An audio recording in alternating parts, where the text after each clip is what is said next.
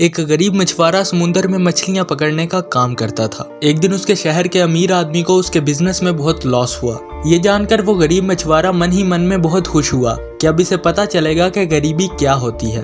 अब वो बिजनेसमैन भी उस गरीब मछुआरे के घर के सामने किराए के मकान पर रहने लगा। अब दोनों सुबह सुबह उठकर मछलियां पकड़ने जाने लगे। एक दिन उन दोनों को बहुत सारी मछलियां मिली, जिनको बेचकर उन्हें बहुत सारे पैसे मिले। अब जो बिजनेसमैन था उसने उतने ही पैसे खर्च किए जितनी उसे जरूरत थी और बाकी पैसे उसने बचा लिए।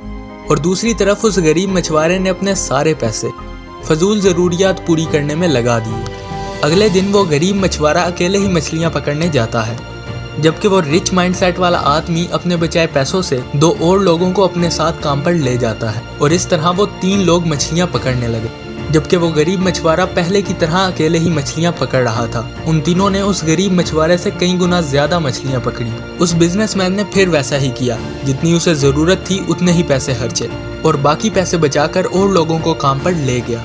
और आहिस्ता आहिस्ता करके उस रिच माइंडसेट वाले आदमी ने बहुत सारे लोगों को अपने काम पर रख लिया और इसी तरह से वो दोबारा अमीर बिजनेसमैन बन गया, जबकि वो गरीब मछुआरा वैसे का वैसे ही रहा।